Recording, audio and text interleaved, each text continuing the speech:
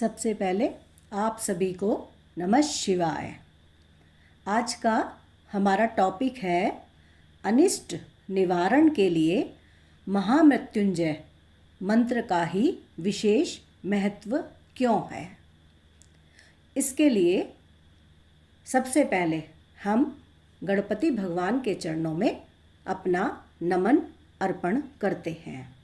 विघ्नहरण मंगल करण श्री गणपति महाराज, प्रथम निमंत्रण आपको पूरन करियो काज। वक्रतुंड महाकाय सूर्यकोटि संप्रभा, निर्विघ्नं कुरु मे देवा सर्वकार्येषु सर्वदा। इसके पश्चात हम अपने सभी जितने भी अभी तक हमारे गुरु हुए हैं, जिनसे हमें ज्ञान की प्राप्ति हुई है, उन सभी को प्रणाम करते हैं, उनके चरणों में नमस्कार करते हैं। उसके बाद हम सभी सिद्ध गुरुओं का और अपने गुरु का आवाहन करते हैं, उनके चरणों में कोटि कोटि प्रणाम करते हैं, उनको कोटि कोटि धन्यवाद देते हैं। सभी संत महात्माओं के चरणों में कोटि कोटि नमन करते हुए और सभी को धन्यवाद देते हुए हम आज के टॉपिक की शुरुआत करते हैं। ओम नमो श्री गुरुवे नमः। तो आज का हमारा टॉपिक है, हमने आपको बताया कि अनिष्ट निवारण के लिए महामृत्युंजय मंत्र को ही विशेष महत्व क्यों दिया गया है। अब इसमें शास्त्रों एवं पुराणों में असाध्य रोगों से मुक्ति एवं अकाल मृत्यु से बचने के लिए महामृत्युंजय मंत्र जप करने का विशेष उल्लेख मिलता है।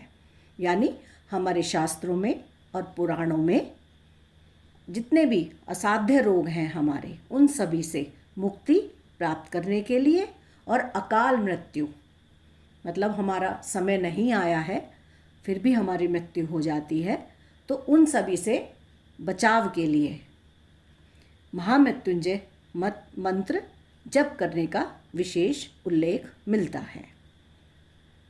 महामृत्युंजय भगवान शिव को प्रसन्न करने का मंत्र है। इससे भगवान बहुत जल्दी प्रसन्न हो जाते हैं। इसके प्रभाव से व्यक्ति मौत के मुंह में जाते जाते बच जाते हैं। कितनी अच्छी बात है। मरणासन रोगी भी, मतलब जो मरने की स्थिति में है, वो रोगी भी महाकाल शिव की अद्भुत कृपा से जीवन पा लेते हैं। कोई भी आपको बीमारी है, दुर्घटना हो गई, अनिष्ट ग्रहों के दुष्प्रभाव आपके जीवन में पड़ रहे हैं, उन सभी को दूर करने और मृत्यु को टालने और आपकी आयु वर्धन के लिए, मतलब आपकी जिससे आयु बढ़ जाए, उसके लिए 1.25 लाख महामृत्युंजय मंत्र जाप करने का विधान है। तो कितना विधान है? 1.25 लाख महामृत्युंजय मंत्र जाप करने का। जब व्यक्ति स्वयं जप ना कर सके, अगर खुद कर लेता है तो बहुत अच्छी बात है। अगर खुद से नहीं कर सकता, कोई मजबूरी है, तो मंत्र जाप किसी योग्य पंडित द्वारा भी कराया जा सकता है। पर मेरा ऐसा मानना है, मेरा ऐसा मत है कि योग्य पंडित ही होना चाहिए। जैसे शास्त्रों में लिखा गया है कि जो ध्यान से करें, मंत्र के नियम का पालन करते हुए करें,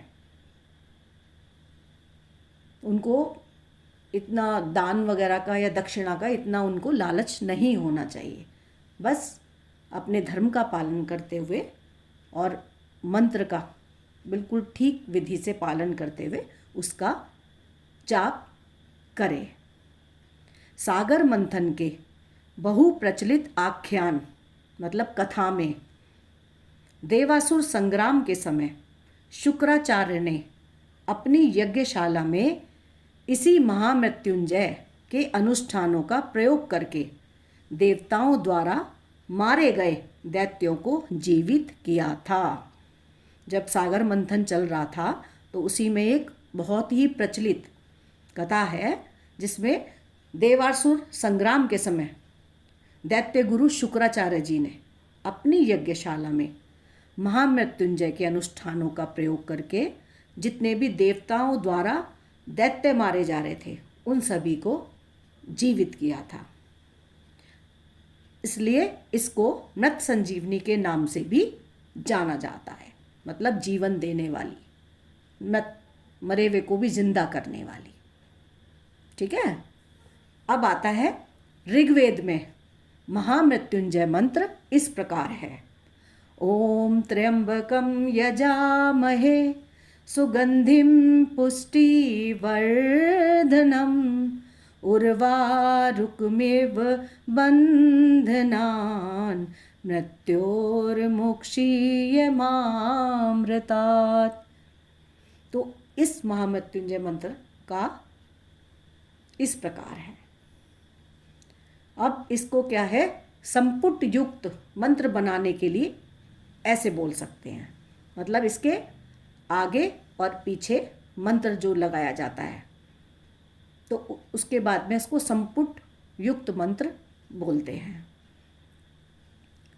ओम होम जुम सा ओम भूर्भुवः स्वः ओम त्र्यंबकम यजामहे सुगंधिम पुष्टिवर्धनम उर्वारुकमिव बंधनान् मृत्युर्मुक्षीयमामृतात् ओम भूर्भुवः स्वः सा जूम होम ओम।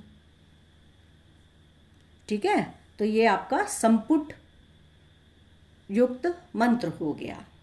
हम इसकी भी कोशिश करेंगे कि आप लोगों के लिए चैंटिंग डाल दें। अर्थात हम त्र्यंबकम, अब इसका हम थोड़ा सा अर्थ समझ लेते हैं। अर्थात हम त्र्यंबकम यानी 3 नेत्रों वाले शिव भगवान की पूजा करते हैं। मैं पुष्टिवर्धक खरबूजे की भांति मृत्यु के बंधन से मुक्त हो जाऊं।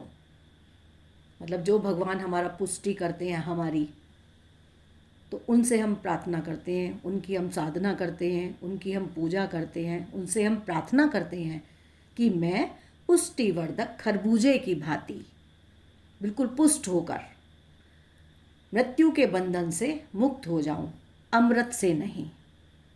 ठीक है, मतलब जब जैसे फल पक जाता है ना तो पेड़ से अपने आप ही गिर जाता है नीचे, तो इसी प्रकार से मैं भी अपने जीवन को भोगता हुआ आराम से, बिल्कुल मैं जैसे खरबूजा अलग होता है तो ऐसे ही मैं इस मृत्यु के बंधन से मुक्त हो जाऊं। पद्म पुराण में महर्षि मार्कंडेय कृत महामृत्युंजय मंत्र व स्तोत्र का वर्णन मिलता है। किसमें? पद्म पुराण में। ये हमारे जो पुराण है ना उसमें भी इसका वर्णन है। किनके द्वारा? महर्षि मार्कंडेय कृत, उनके द्वारा महामृत्युंजय मंत्र व स्तोत्र का वर्णन। ठीक है, तो जिसके अनुसार महामुनि मरकंडू, ये महामुनि हुए मरकंडू के नाम से, इनके कोई संतान नहीं थी, इसलिए उन्होंने पत्नी सहित कठोर तप किया और भगवान शंकर को प्रसन्न किया। उसके बाद भगवान शंकर ने प्रकट होकर कहा, तुमको पुत्र प्राप्ति होगी, पर यदि गुणवान, सर्वज्ञ, यशस्वी, परम धार्मिक मतलब धर्म पे चलने वाला, सर्वज्ञ मतलब सब कुछ जानता हो, गुणवान हो, यशस्वी हो और समुद्र की तरह ज्ञानी पुत्र चाहते हो। तो उन्होंने, शंकर जी ने ये बोला कि अगर तुम ऐसा पुत्र चाहते हो तो उसकी आयु केवल 16 वर्ष की होगी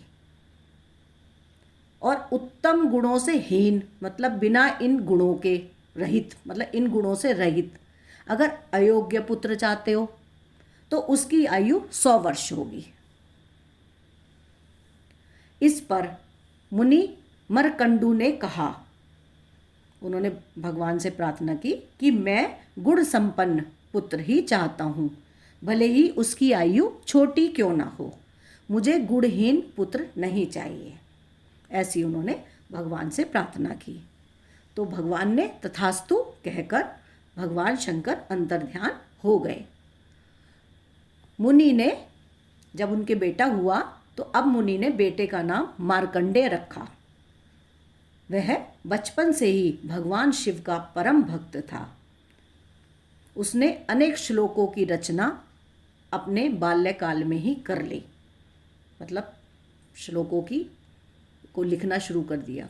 आप कुछ भी समझ सकते हैं, उनको श्लोक आ गए अच्छे से।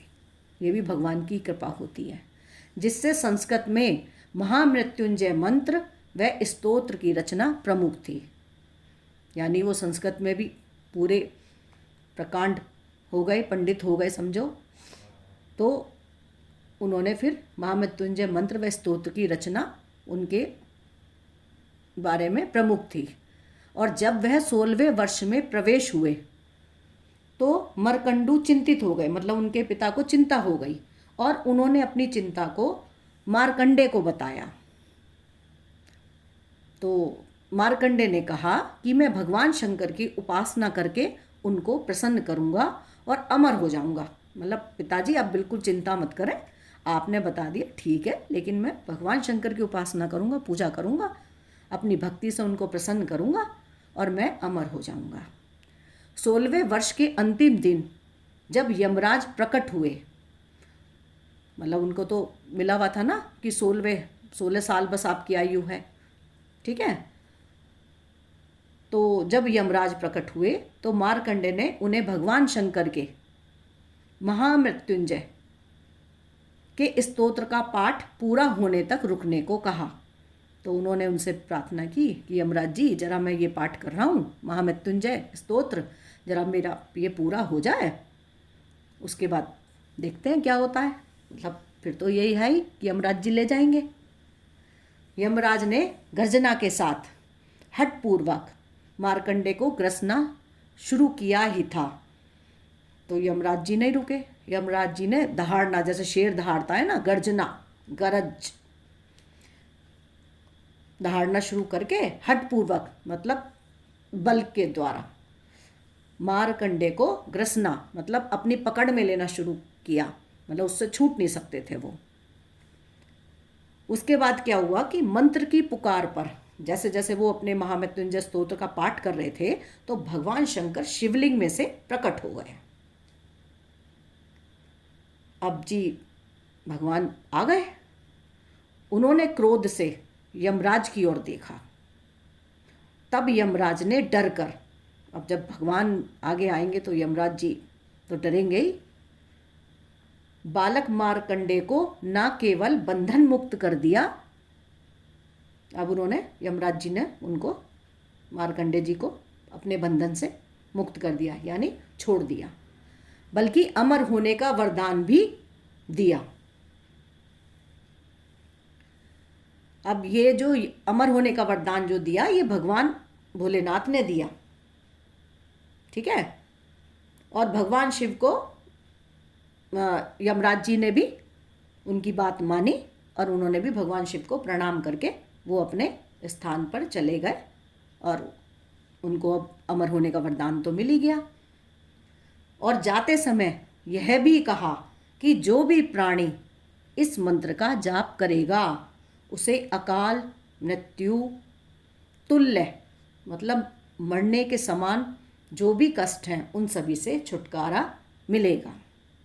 तो ये जो कहानी है, पुरानी कथा है, इसका उल्लेख करने का उद्देश्य मात्र इतना है कि स्वयं भगवान शंकर द्वारा बताई गई मृत्यु भी उन्हीं के भक्त द्वारा रचित महामृत्युंजय मंत्र के कारण टल गई और मार्कंडे अमर हो गए।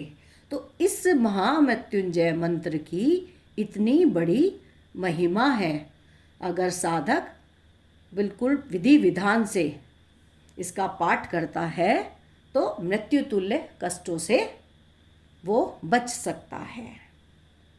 तो मेरी आपसे यही प्रार्थना है कि आप इसके महत्व को समझें और महामृत्युंजय चैंटिंग हमने अपने चैनल पर डाली है, आप उसके साथ साथ इसका जाप करें। बाकी आप सभी को ओम नमः शिवाय। और ये आप चैंटिंग जो करेंगे रुद्राक्ष की माला पर करेंगे। आगे हम आपको रुद्राक्ष के बारे में भी बताएंगे कि रुद्राक्ष का महत्व क्या है।